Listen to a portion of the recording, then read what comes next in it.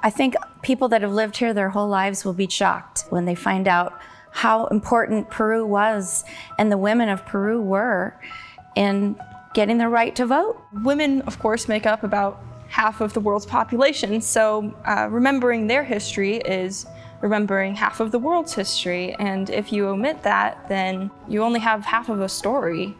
There's a whole history here, right here in Miami County, that it seems to have been forgotten. Marie Stuart Edwards. I decided to frame her as a closer because she came in to take the amendment to the finish line.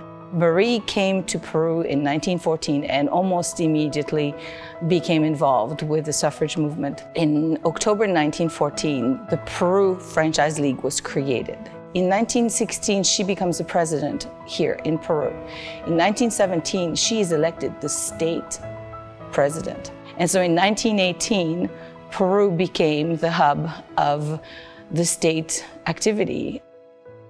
In 1921, she is elected first vice president of the National League of Women Voters. And for 2 years, Peru was where most of the printed material for the League were printed at the Peru Republican. They also trained all the speakers right here at her home.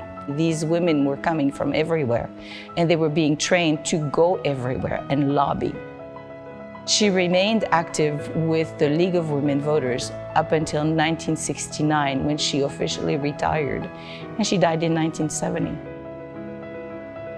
We are hoping to place a statue of Marie as a child of 12 with her bicycle in front of the library, going to the library. We have identified several buildings who were directly connected to the suffrage movement. The bike trail that we are hoping to create will bring people to these buildings.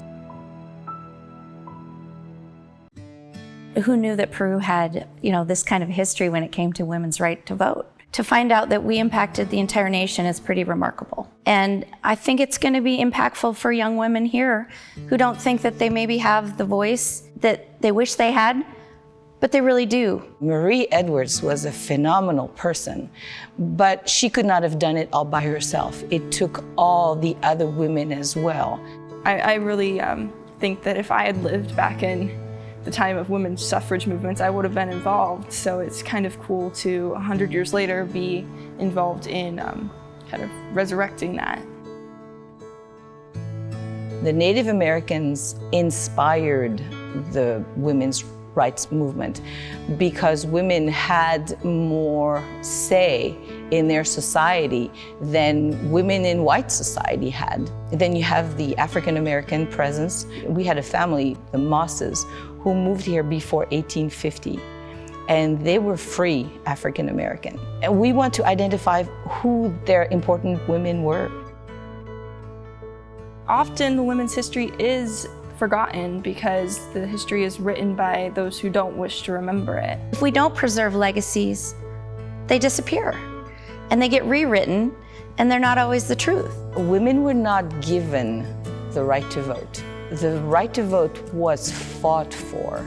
If you fight for something, it means it has value. And if it has value, then you need to take a second look. You need to stop and say, why did these women fight so hard to be heard? I don't think they got the celebration and the accolades that they deserved back when they were alive. And the least we can do now is give it to them. If you don't know where you come from, how can you be sure of your footing? And how can you know where you want to go?